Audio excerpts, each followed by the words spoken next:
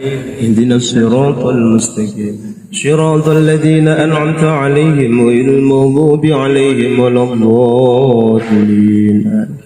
الفاتحة إلى روح صاحب هذا الكتاب شيخ عبد الله بن علوي بن محمد الحداد، وإلى روح شيخنا ومربي روحنا شيخ عبد الله فقيه، وإلى جميع مشايخنا ومعلمينا أن الله يرحمهم ويعلي درجاتهم في الجنة وينفعنا بأشرارهم وأنوارهم وعلومهم وعد علينا وأهلنا وأصحابنا من بركاتهم. الفاتحة.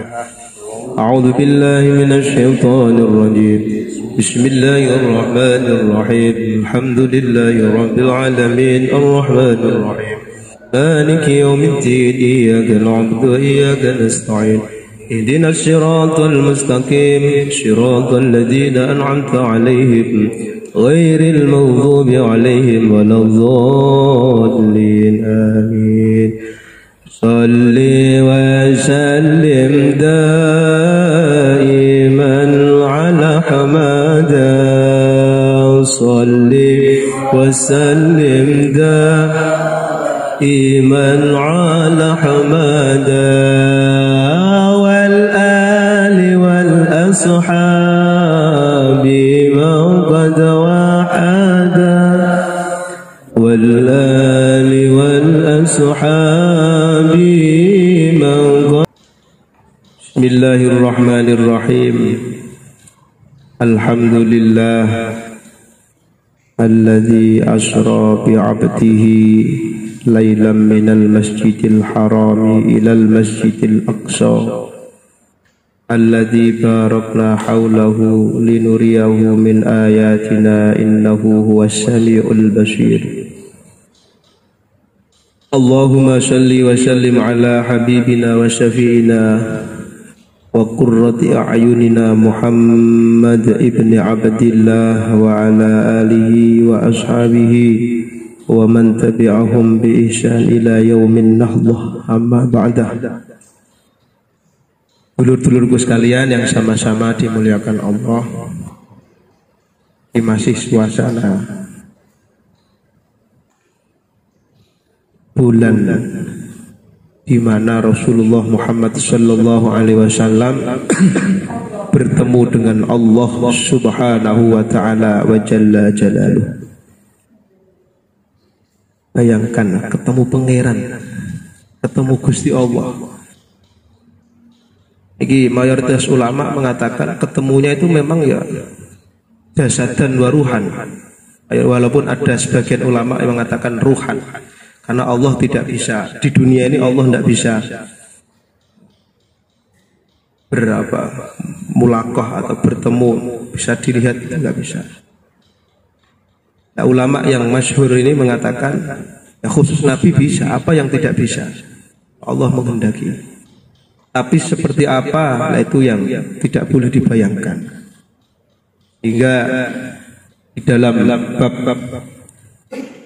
akidah, apapun yang terjadi di dalam Isra wal Mi'raj, mulai bertemunya Rasulullah langsung di hadapan Allah, berjalan-jalannya Rasulullah dari Masjidil Aqsa menuju Sidratul Muntaha, itu modelnya kayak apa, itu kita sudah kedahuluan akidah di dalam bab sifat wajibnya Allah, yaitu mukhalafatu lil hawadisi.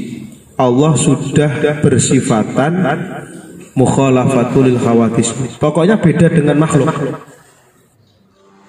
Kalau ulama-ulama mensifati Rasulullah bertemu dengan Allah, ya bertemunya tidak bertemu seperti bertemunya makhluk. Karena kalau kita bayangkan, itu bahaya di akidah kita. Nanti bayangkan, betapa ya Allah itu besarnya, terus bagaimana dan bagaimana. Allah itu la kaifa wa la kaifa, ya enggak gimana-gimana. Tapi itu terjadi, nyatanya ada. Diabadikan di dalam surat Al-Isra. Subhanalladzi asra bi'abdihi lailan minal masjidil haram sampai akhir ayat. Nah, kita yang jauh dari zaman Rasulullah itu punya modal untuk bisa merasakan apa yang dulu pernah dirasakan oleh Rasulullah Muhammad Shallallahu Alaihi Wasallam, walaupun tidak persis dan tidak bisa persis. Itu dawuh as-salatu mi'rajul mu'min. Salat itu adalah mi'rajnya orang iman. Ya, kalau kita mau mi'raj, apa itu yang dihasilkan dari mi'raj? Banyak yang kita petik faedah dari Isra Mi'raj. Ya, kisah-kisah itu ya betul diceritakan oleh kiai, ulama, ustadz, itu ya betul. Cuman ada sisi yang perlu kita garis bawahi, yaitu Nabi sebelum naik itu betul-betul sedihnya luar biasa. Di Kanjeng Nabi itu ya manusiawi, artinya sifat basyariahnya sedih, kadang-kadang dahar, kadang-kadang minum, itu ya sifat basyariahnya Nabi. Itu sampai tahun itu disebut Amul Huzni, sedihnya luar biasa. Enggak tahu, bayangkan betapa Rasulullah sedih, ditinggal pamannya, ditinggal istri, dimusuhi orang kafir Quraisy, Masya Allah. Itu setelah Isra Mi'raj, itu senangnya luar biasa, itu 180 derajat. Itu yang perlu dipetik. Jadi kalau kita memandang sholat itu buah dari apa yang dulu Rasulullah pernah bertemu Allah, yang didahului kesedihan yang luar biasa, kemudian setelah Isra Mi'raj dapat sholat menjadi gembira dan senangnya luar biasa, maka mestinya kalau kita mengakui ibadah sholat ini adalah bentuk mi'rajnya kita sebagai orang iman, mestinya pas kita sholat, habis sholat harus suwun. Dan kadang-kadang Allah kasih itu. Kan diteni nek bar sholat itu rasane nak puwadang, seneng gitu. Itu ya mungkin barokah percikan rasa syukur dan senangnya Rasulullah bertemu dengan Allah. Bukan Nabi yang ingin bertemu, tapi Allah yang nimbali kanjeng Nabi. Ditimbali, diceluk sama datang sendiri niku beda. Jenengan kan orang diceluk teko terus. Gitu. Nek ada kiai nimbali santrinya. Kang sampean mriki, niku beda karo sing teko dhewe, kadang ya ora ditemoni bareng. Status kita itu di mana? Apakah datang sendiri atau ditimbali? Anak gak status sibuk atau nimbali piye? Ora usah teko. Artinya Nabi itu betul-betul khusus, punya jalur khusus, ditimbali Gusti Allah. Makanya redaksi ini niku asra. Subhanalladzi asra bi'abdihi laylan minal masjidil haram ilal masjidil aqsa alladzi barakna hawlahu linuriyahu min ayatina innahu huwas samiul basir. Iku asra niku dulu ngaji ku nglakokaken bengi, diperjalankan, bukan nek saro niku jalan-jalan sendiri.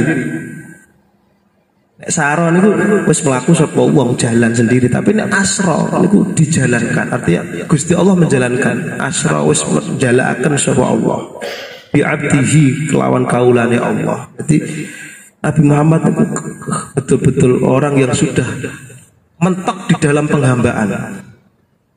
Kalau kita ini tidak, masih angkuh, sering angkuh gitu. Sholat ya gak gelem sholat, kan menghindar barang haram ya cek nerjang, aku gak kaulo itu. Jadi gak bisa disebut kaulo, gak bisa disebut hamba kalau masih banyak membangkang. Kaulo itu tunduk 100%, sudah mentok di dalam ketundukan. Dan itu cara menyebutnya Allah terhadap hambanya yang betul-betul tunduk itu nggih abdun, itu mufrad. Kalau ibadun itu jamak, kadang-kadang disebut abdun, kadang-kadang disebut ibad. Kanjeng Nabi ini distatuskan oleh Allah bi abdihi, kaula wis betul-betul mentok Disuruh A ya A, disuruh B ya B. Ini kaulah sing mentok. Jadi kadang-kadang tidak tahu tujuannya disuruh apa ya tidak tahu. Memang kaulah.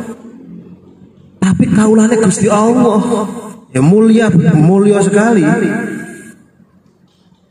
Nah kita ini nggak tahu sudah bisa disebut kaulah atau belum di hadapan Allah Subhanahu wa Ta'ala. Jangan-jangan kita ini kaulanya dunia, abdud dunia, budaknya dunia.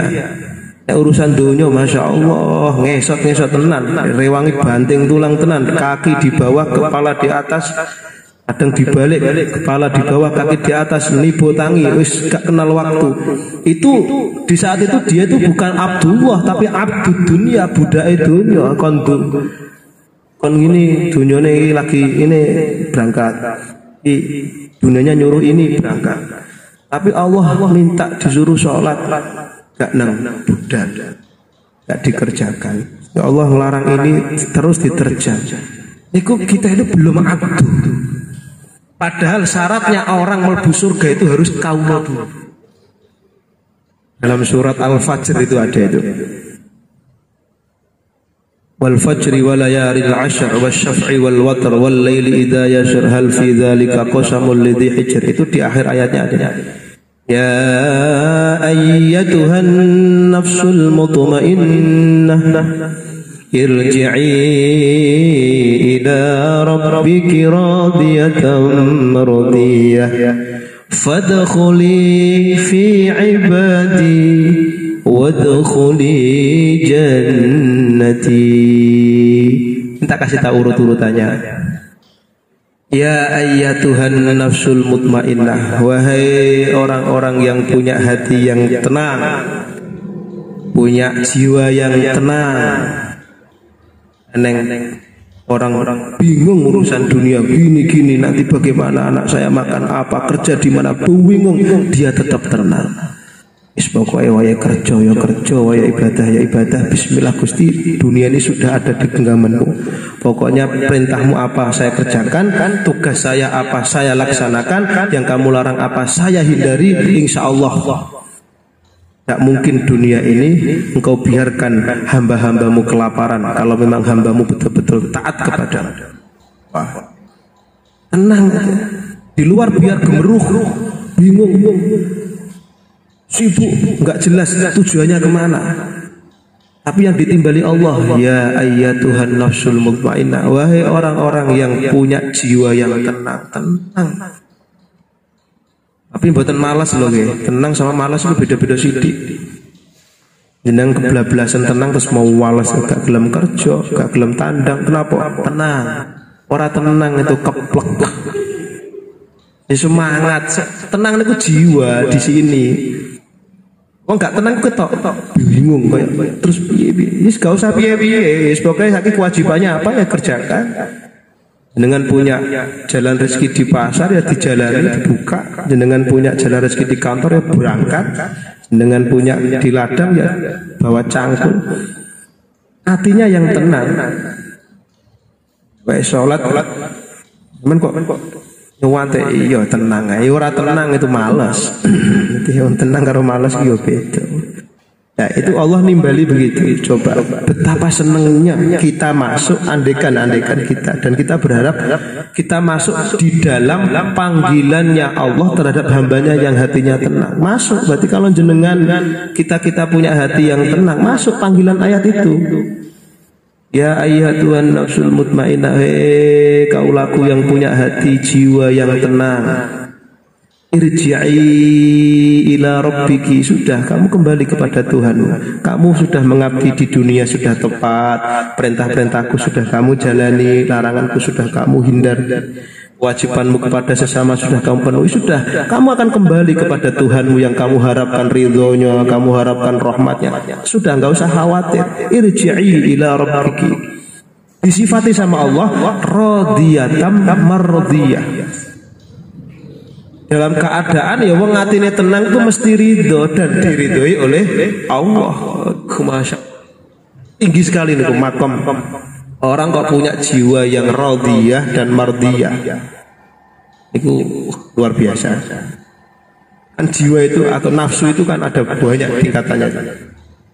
Ada nafsu amarah, itu jiwa yang maunya itu jelek terus.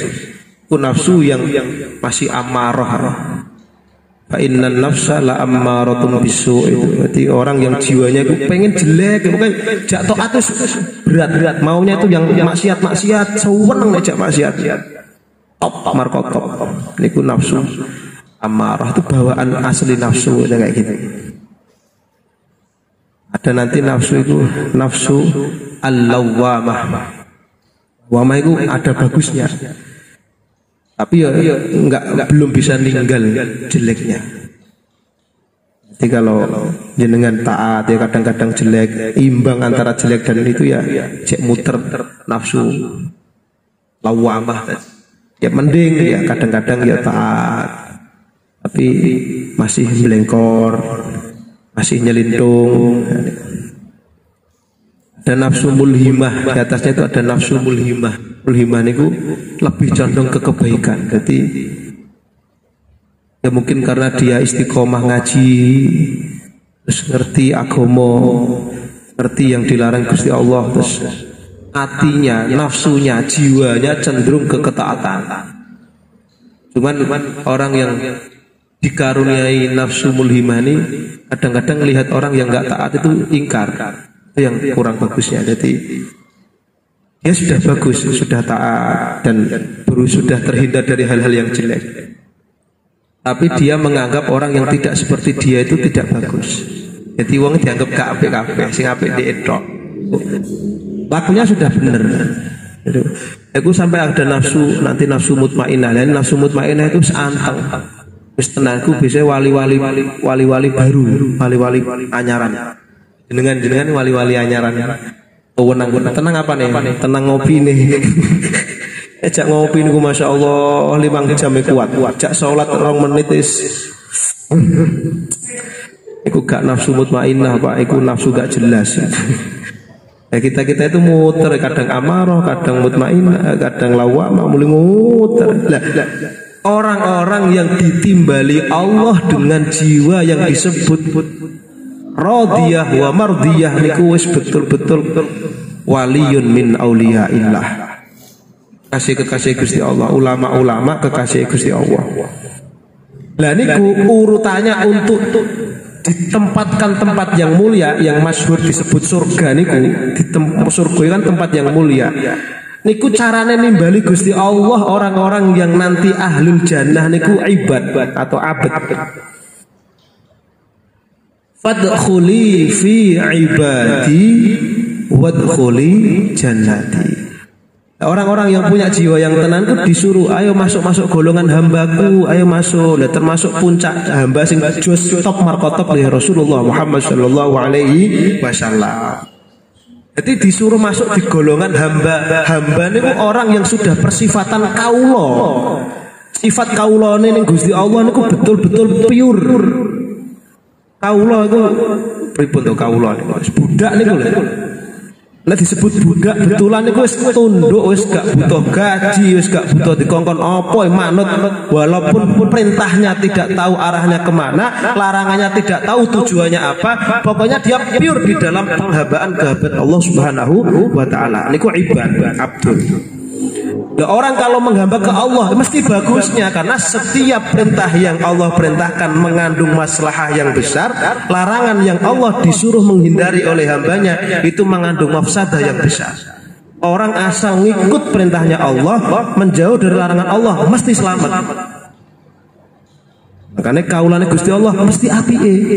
Orang yang disebut hambanya Allah mesti bagus. Karena apa? Pasti dia taat di dalam menjalankan perintah. Karena di dalam semua perintah yang agama yang oleh Allah diwakilkan Rasulullah diwakilkan oleh sahabat kepada ulama. Semua perintahnya agama itu mengandung maslahah, baik perintah wajib atau perintah sunnah. Wabeh perintah itu mesti api-api, mengandung kemaslahatan. Sebaliknya yang dilarang Gusti Allah niku mengandung mafsadah, mesti elek. Walaupun kadang dampaknya tidak seketika, itu mesti elek. Gusti Allah melarang mencuri, gak bagus. Orang sudah banting tulang bekerja kamu ambil, itu kan menyakitkan hatinya. Mengambil haknya orang itu kan menyakitkan. Gusti Allah, jangan mengambil haknya orang lain. Kenapa? Loh, orang ini botangi kerja esok sore golek badi kadang gak payu ngenteni sampai bingung ki. Apa akhire WA koncone sih. Mana nek WA kadang-kadang njogoni toko ora payu dengan dhewe ajak ngopi. Hati-hati iku korban karena ya tadi.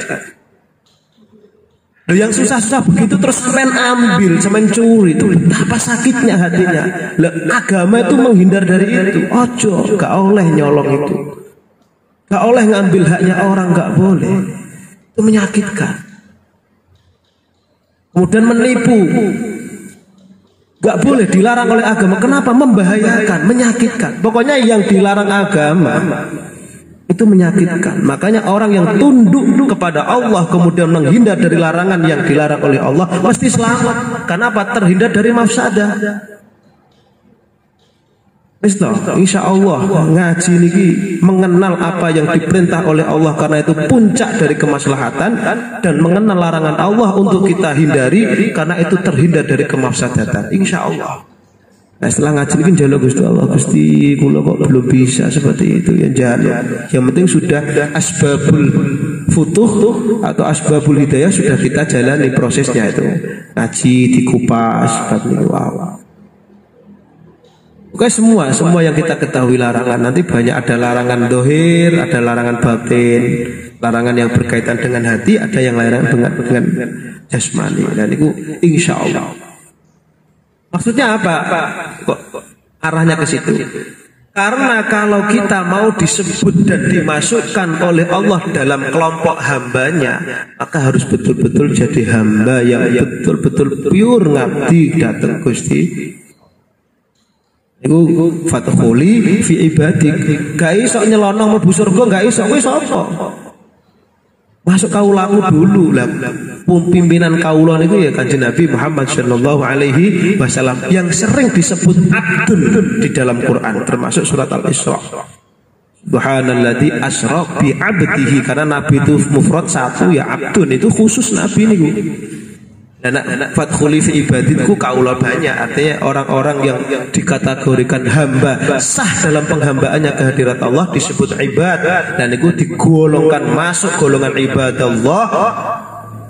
Nah niku terus fathuli jannati, wis bareng-bareng gerombol.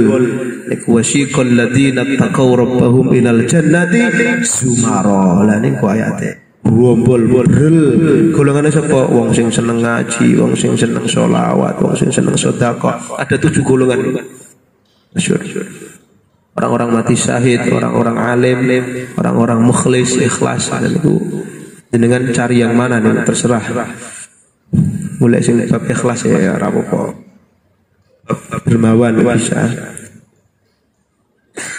Lah itu bisa diketahui, bisa dikupas, bisa difahami dari sisi mana kita ini agar masuk hambanya Allah, yang masuk panggilan di dalam ayat fadkhuli fi ibadi, yaitu orang-orang yang betul-betul mau iktidak dengan ulamaul amilin. Dan itu ibadallah rijalallah, ini wali-wali Allah kan julukannya ibadallah rijalallah. Karena apa?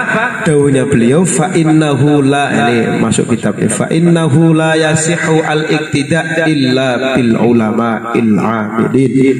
Karena dalam bab agama, dalam bab untuk mengenal Gusti Allah, mengenal syariat Rasulullah, tidak sah dan tidak bisa ngikut kecuali bil ulama il amilin, ulama-ulama yang betul-betul lakoni ilmune, jadi lakunya, akhlaknya itu betul-betul cerminan dari apa yang telah difahami dari agama Allah dan sunnah Rasulullah Muhammad sallallahu alaihi wasallam.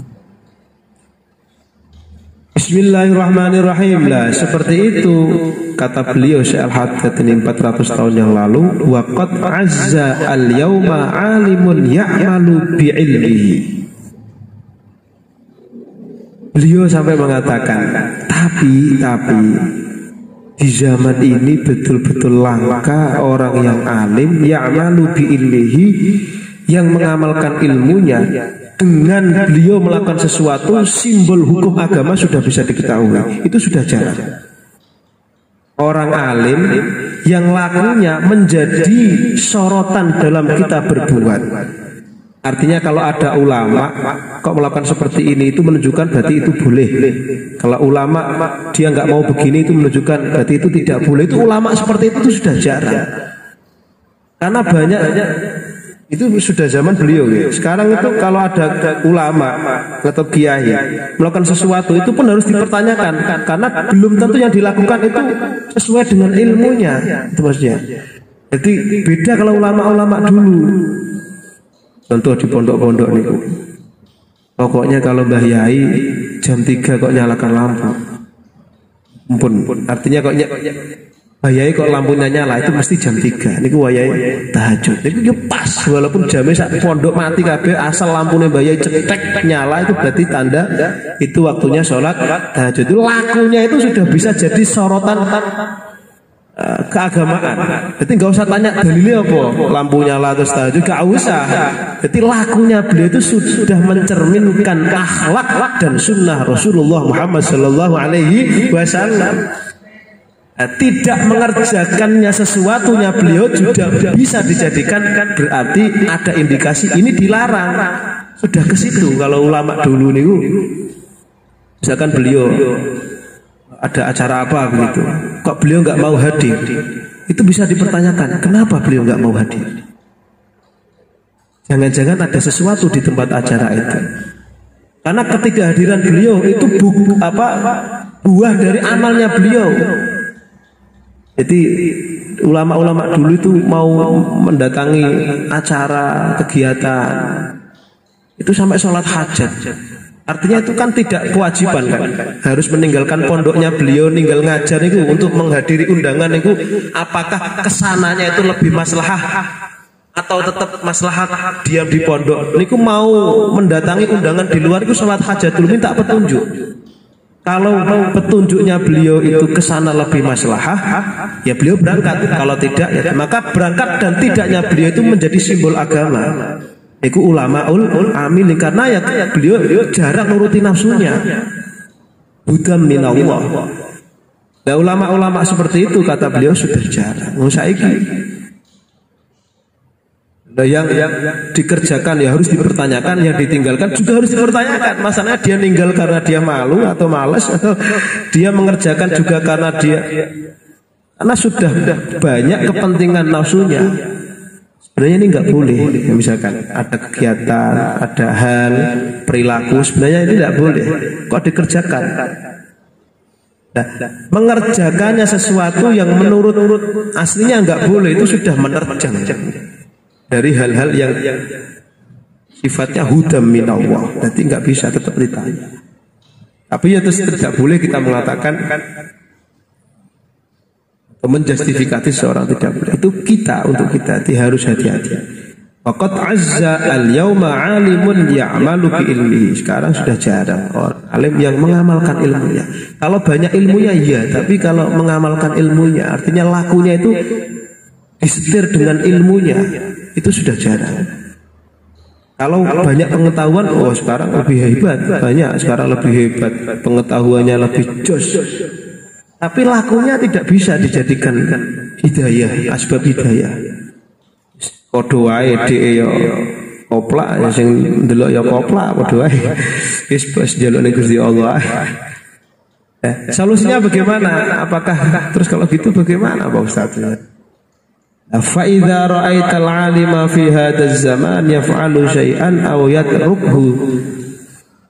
yatrukuhu syai'an mimma yujhalu kaunuhu haqqan aw batilan fala taktafi bi mujarrati ru'yatihi fil fi'li aw tarki hatta tas'alahu an wajhi dzalika fi syar'i wa hukmihi min ad-din. Solusinya begini, kalau kita melihat ada seorang kiai di zaman kita lah, kiai atau ustadz atau habaib atau ulama melakukan atau meninggalkannya sesuatu itu jangan langsung divonis, jangan langsung dihukumi. Yang beliau lakukan belum tentu benar, yang beliau tinggalkan belum tentu salah. Harus ditanyakan, ini bagaimana hukumnya? Jadi lakunya belum tentu menunjukkan yang dikerjakan belum tentu itu perintahnya agama. Karena banyak ulama kiai sekarang mengerjakan sesuatu itu dilarang oleh agama. Ngesot nang ahli dunia itu kan dilarang agama. Nek karo ahli dunia tunduk ra karo-karuan. Tapi karo ulama plus gak efek nak atine. Iku kelakuan ulama. Kok ada ulama kayak gitu, kok ada misalkan naudzubillah. Iku lakunya itu sudah ingkar, sudah melenceng dari ulama-ulama ini. Nek karo duit cepet ya Masya Allah. Tapi nek ngaji tenanan rada rasa-rasa nunggu wis. Lakunya seperti itu tidak mencontohkan bahwa yang dilakukan itu adalah termasuk bagian dari agama. Tidak. Harus ditanya. Tapi kita nggak boleh benci dia. Tapi jangan ikuti. Nek benci nggak oleh, jangankan beliau, orang fasik aja nggak boleh dibenci. Tapi jangan diikuti. Tahu, tanyakan dulu yang dilakukan Pak Yai itu betul atau salah ya. Hukumnya bagaimana sebenarnya, tanyakan. Kadang-kadang yang dilakukan belum tentu itu sebuah perintah dalam agama. Yang ditinggalkan, yang beliau tidak kerjakan belum tentu dilarang oleh agama. Yang sering kadang-kadang yang beliau kerjakan nabrak perintahnya agama, yang beliau tinggalkan justru itu adalah perintahnya agama. Dan itu harus kita ketahui. Ini hukumnya ulama jaluk proposal misalnya. Aku secara hukum ya delok kanggo apa? Kanggo kepentingannya dhewe mangan ya gak oleh itu. Iku termasuk minal ulama isu. Gak oleh. Mesti takokno. Aku gak nyinggung sing golek proposal ya iki ngaji jadi tersinggung gak terserah monggo mulai. Lah niku hatta tas'alahu an wajhi dzalika fi syar'i wa hukmihi. Ana kiai senane dangdutan, hukum dangdutan.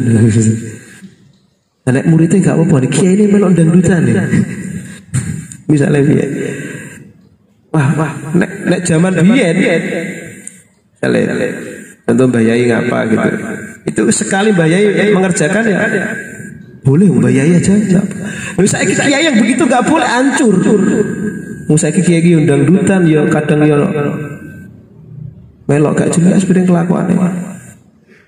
Masya Allah, nah itu gak bisa. Jadi tapi nggak boleh dibenci, tanyakan pripun hukumnya kayak gitu. Anak jeresin dakwah tapi ujung-ujungnya yang boleh duit, berarti kudu diteliti tenang. Katanya ngajak ngaji tenanan, ngaji sin tenanan itu ngaji bios. Gak usah diming-iming dunia, gak usah diming apa. Ayo ngaji tenanan, murid-murid sunaipun kanjeng Nabi Muhammad Sallallahu Alaihi Wasallam. Dene nglakune awak dhewe belum tepat, ya gak usah diikuti sih gak tepat niku. Wow, tapi ngaji sing tenanan pun saya. Ngaji yang betulan itu ngaji yang di dalamnya betul-betul kita sama-sama duduk bersama mengkaji apa yang harus menjadi kewajiban kita kehadirat Allah, apa yang harus kita lakukan dari sunnah Rasulullah semampu kita sebagai bekal barangkali ada laku kita yang kurang pas.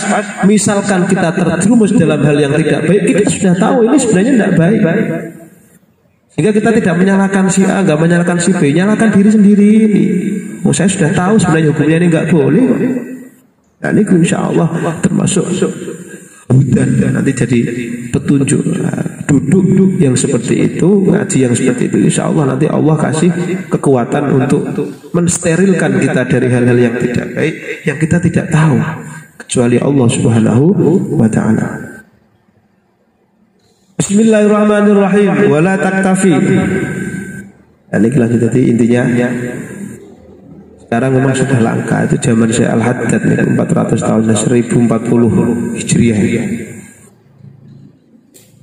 Wala yahtaju al-muslimu fi tahsili ma huwa fardun alaihi minal ilmi ila tuli muddatin wala yakatu talhaquhu masyaqqatun fi dzalika li suhulatihi. Wa yakfi at-talib al-fadlu fi ta'allumi dzalika ay yajlisa ma'al 'alim al-muttaqin sa'atan aw sa'ataini min zamanin. Nah, terus bagaimana kita ini sebagai orang awam ini bagaimana? Nah, sebenarnya gampang ya, agama ini mudah. Ad-dinu yusrun fala tu'ashiru. Agama itu mudah, jangan dipersulit. Bagaimana ya? Sekarang untuk mengetahui hal yang diwajibkan Allah itu sebenarnya gampang. Caranya bagaimana? Enggak butuh. Kalau untuk mendalami agama itu memang butuh waktu yang panjang. Untuk mendalami ayatnya Allah, untuk mendalami detail-detailnya agama, syariatnya Allah, hukum-hukumnya Allah itu memang butuh waktu panjang, waktu li zaman. Tapi kalau untuk memahami yang diwajibkan Allah itu apa tahu untuk kita itu enggak butuh waktu panjang. Pokoknya kata beliau sering-sering ngumpul kepada ulama di dalam majelis, di dalam perkumpulan beliau yang kita yakini al-mutqin itu al-alim al-mutqin itu yang bisa meyakinkan kita untuk senang kepada Gusti Allah. Niku al-alim al-mutqin. Berarti sering ngumpul ulama yang dengan ngumpul beliau kita itu tambah yakin dengan Gusti Allah gitu. Walaupun ngumpulnya kita saatan atau saat ini nggih, pas majelis kita ini kadang ya sak jam, kadang 2 jam, wis pokoke istiqomah. Kadang ngumpulnya 1 jam 2 jam, enggak harus mengganggu aktivitas dunia kita. Kita ngaji ini kan nggak ganggu aktivitas dunia kan. Jadi sing kerja ya tetap kerja, jadi tinggal kerja ini wajib. Ambil waktu 1 atau 2 jam, tanya apa yang harus kita kerjakan yang diwajibkan oleh Allah kepada kita. Lah setelah tahu, minta kepada Allah, ikhtiar ya Allah, niki wajib saya kerjakan. Ya Allah, niki nggak boleh saya tinggalkan. Itu gampang kalau bagi kita yang orang awam yang sudah berumah tangga, hidup di perantauan, di tempat banyak kewajiban, banyak aktivitas, agar tidak lepas dari genggaman kontrol sunnah Rasulullah Muhammad Shallallahu Alaihi Wasallam, kita harus tetap punya waktu 1 jam atau 2 jam dengan orang alim, yang orang alim itu bisa meyakinkan kita untuk yakin kepada Allah Subhanahu wa Ta'ala, tidak mengurangi dan tidak mengganggu aktivitas sosial kita, tetap jalan. Ben selamat.